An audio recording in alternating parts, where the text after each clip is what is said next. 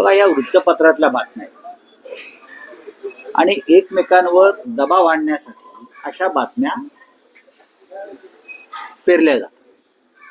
या गटावरून म्हणजे तुमच्याशी आमचं काय अडत नाही, पण एक सांगतो, कोणत्याही परिस्थितीमध्ये ते काय ते कोणते शिंदे गट, त्या शिंदे गटाचा महापौर वगैरे होत नाही. काल आपण मोदींचं भाषण ऐकलं असेल, पहली बार मुंबई में बीजेपी का मेयर बनने जा रहा है. म्हणजे दिल्लीत ठरलेलं आहे की मुंबईत कोणाला बसवायचं, आणि त्याच्यामध्ये फक्त बीजेपी नाही, गौतम अडाणी सुद्धा ठरवणार ना कोणाला बसवायचं ते. पण एक सांगतो की कोणालाही सहजतेनं महापौर बसवणं सोपं नाही. ज्या प्रकारचे आकडे मुंबईकरांनी दिलेले आहेत आणि भारतीय जनता पक्ष कितीही मोठा विजय उत्सव करत असला बरं का, तरी त्यांचा विजय झालेला नाही. नरेंद्र मोदी यांनी सुद्धा स्वतःच्या भाषणानंतर आत्मचिंतन केलं पाहिजे. मोदी असं म्हणतायत की ज्या मुंबईत काँग्रेसचा जन्म झाला तिथे काँग्रेसचा पराभव आम्ही केला महानगरपालिका निवडणूक. मोदी यांना राजकीय इतिहासाचं भान नाही. गेले किमान 25 वर्ष या मुंबईवर शिवसेनेचंच राज्य, बाळासाहेब ठाकरेंचंच राज्य. त्याच्यामुळे इथे काँग्रेस जरी महाराष्ट्रात असली तरी मुंबईमध्ये शिवसेना. तेव्हा त्यांचे जे काही भाषण देणारे माणसं आहेत मोदींचं, त्यांचं इतिहासाचं भान फार कच्चं आहे. मुंबईत काँग्रेसचा जन्म झाला, मुंबईत काँग्रेसनं चले जावची घोषणा केली, इंग्रजांविरुद्ध लढा दिला तिकडे, तेव्हा मोदी विधी त्यांचा पक्ष कुठेच नव्हता. अशा संघर्षाच्या वेळेला भाजपा कुठेच नसतो. रावसाहेब, महापौर पदाच्या या एकूण शर्यतीत शिवसेना उद्धव बाळासाहेब ठाकरे पक्ष आहे की विरोधी पक्षात बसण्याचं ठरवलं? नाही, बघा, अजून आम्ही काहीच ठरवलेलं नाही.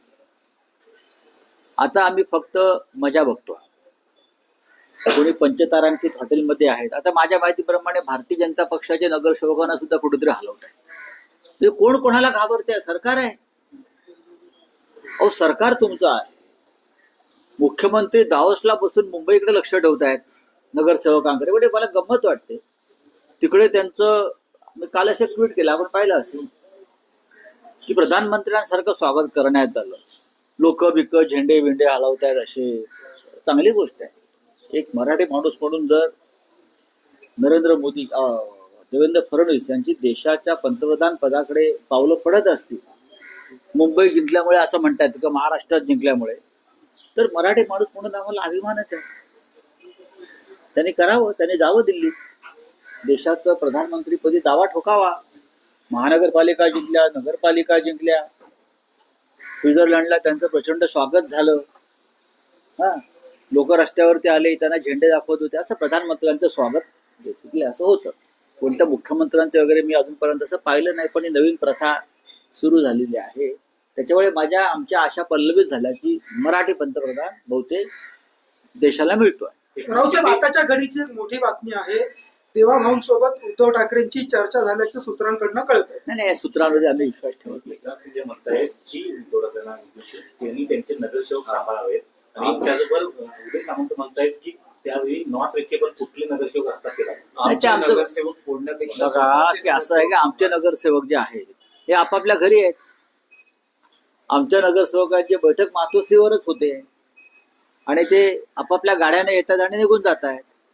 तुम्हाला तुमचे नगरसेवक डांबून का ठेवावे लागले याचं उत्तर त्यांनी द्यायला पाहिजे. मुंबईतले नगरसेवक तुम्हाला, किंवा कल्याण डोंबिवलीचे नगरसेवक तुम्हाला या पंचतारांकित कैद खाण्यामध्ये डांबून का ठेवावे लागले? आमचे नगरसेवक आपापल्या घरी आहेत. ते रिचेबल की नॉट रिचेबल नंतर बघू. कल्याण डोंबिवलीतले 2 तुमचे नगरसेवक जाऊन श्रीकांत शिंदेना भेटतात आशीर्वाद घेण्यासाठी. मग घेऊ द्या ना. त्यांचा आसाराम बापू झाला असेल श्रीकांत शिंदेचा, जात असतील. पण तिथे सत्ता स्थापनेसाठी बघा, एक लक्षात घ्या, आमचा 11चा गट स्थापन होईल. आमचे 11 नगरसेवक आहेत. मनसे आणि तुम्ही मनसे स्वतंत्र गट आहे. अच्छा, हा 11 तुमचे आहेत. बरं, 11 आणि 5. आमच्या 11चा गट स्थापन करण्याची प्रक्रिया सुरू आहे. आणि इथे मुंबई महापालिकेत काय होईल? एकत्र असा गट असेल? नाही नाही, स्वतंत्र की स्वतंत्रच गट असेल? स्वतंत्र गट स्थापन करावा लागेल. 2 स्वतंत्र पक्ष आहेत, लक्षात घ्या. आणि त्याच्यावरती आता आम्ही बघू ना, आमच्यामध्ये संवाद उत्तम आहे अजूनही. नाही, पण कल्याण डोंबिवलीमध्ये असा ट्विस्ट आहे की दोन्ही पक्ष म्हणजे भाजप आणि शिवसेना शिंदे गट महापौर स्वतःचा व्हावा यासाठी स्वतःच्या पद्धतीने नाही प्रयत्न ना, करू करतात. त्यांना. त्यांना मदत लागेल अन्य पक्षाची. बघा, अशा मदत वेळेस- म्हणजे असं आहे की शिंदे भाजपचे नगरसेवक फोडण्याचा प्रयत्न करतात. एकनाथ शिंदे हे भारतीय जनता पक्षाचे निवडून आलेले नगरसेवक फोडण्याचा प्रयत्न करत आहेत आणि हे भाजपलाही माहिती आहे. म्हणजे हे केडीएमसी मध्ये होते. केडीएमसी मध्ये म्हणतो नाही, अर्थात मुंबईत पण ते करू शकतात. भाजपचे नगरसेवक फोडणं होतं. केंद्र आणि राज्यात जो सत्तेत आहे प्रमुख पक्ष नाही. मुख्यमंत्री आहेत का- ज्यांचे, बघा, हे असं आहे की मिस्टर एकनाथ शिंदे हे भारतीय जनता पक्षाचे लोह पुरुष आहेत ना. त्यांनी शिवसेना फोडली, त्याच्यामुळे त्यांना जे अमित शहा आहेत ते खांद्यावर घेऊन फिरतात दिल्लीत, ब्लू व्हाईट बॉय म्हणून. आता ते काही करू शकतात. तसं नसतं तर त्यांनी महापौर पदावर दावा सांगितला असता का 29च्या जोरावर का 27च्या जोरावर? कोणीतरी त्यांना चावी देत आहे ना दिल्लीतून. ते कोण? दिल्लीतून एकनाथ शिंदे यांना चावी देणारे कोण? की महापौर पदावर दावा सांगा म्हणून, जेणेकरून भारतीय जनता पक्षाचा म्हणजे देवेंद्र फडणवीस यांचा महापौर होऊ नये.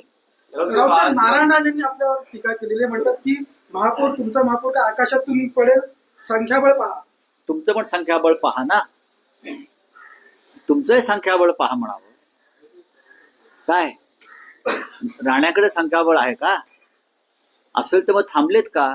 असेल तर मग शिंद्यांनी लपवून का ठेवले आणि वारंवार का सांगावं लागलंय भाजपला की आमचे प्रयत्न सुरू आहेत म्हणून? काय त्यांचं वय झालंय, ते आजारी आहे, त्यांची काळजी घेतली पाहिजे त्यांच्या कुटुंबानं. त्याच्यामुळे चुकीचं विधान ते करणार नाहीत यापुढे. आमचं बघू ना, आमचं बघायला आम्ही समर्थ आहोत. राणेसाहेब, तुमचं जरा काय चाललंय ते बघा. तुमचं संख्याबळ सांगा काय. 10-20 जागा जास्त जिंकल्यामुळे संख्याबळ होत नाही. मी काल म्हणालो की बहुमत फार चंचल असतं. आज रावसाहेब एक आहे मुंबईत बिहार भवन बनवलं जाते. बातम्या आहेत त्या, बघू आम्ही त्याच्या. रावसाहेब आज ताजलँड ट्रेनला जायचा काही योग आहे का? थांबा ना जरा. कालची राहिलेली नाही नाही, कसं आहे की आम्ही जेवायला जातोय की ते कुठे जेवायला जातात बघू ना. आम्ही जेवायला जातोय की आतले लपवलेले पाहुणे कुठे बाहेर जेवायला जात आहेत. त्याचे तुम्हाला आकडे दिसत आहेत. जर शिंदेच्या शिवसेनेचे काही नगरसेवक तुमच्यासोबत आले हो, तर ते- त्यांचं उद्देश- अशा गोष्टी ज्या असतात या खुलेपणानं बोलल्या जातात. पण काँग्रेसकडेही मोठ्या संख्याबळ आहे. 24 नगरसेवक आहेत. काँग्रेसचे फुटत नाहीत. पुढे बोला. काँग्रेसचे फुटत नाहीत. आमच्या शिवसेनेचे तर प्रश्नच येत नाही.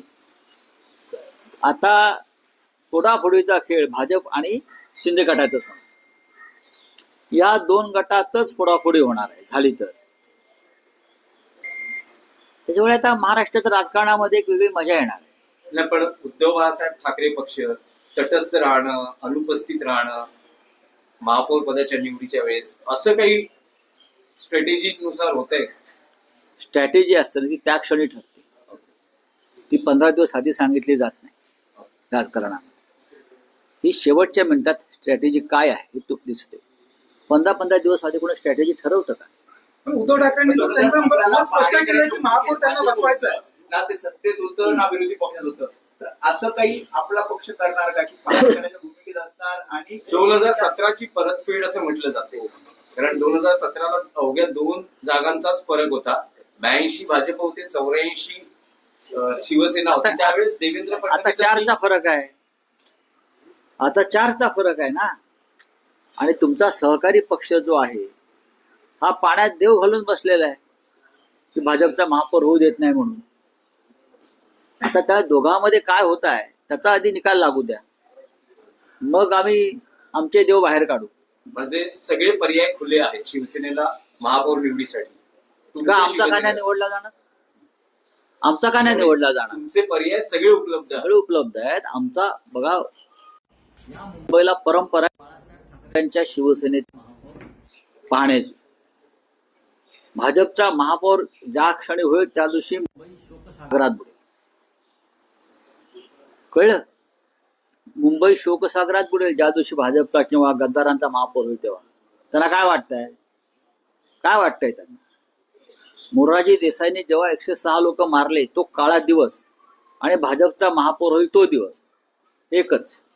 असं तुम्ही आता म्हणताय की महापौर तुमचा का नाही होणार, तर तुमच्यासमोर दोनच पर्याय दिसत आहेत. एक म्हणजे थेट मी असं म्हटलं नाही का नाही होणार.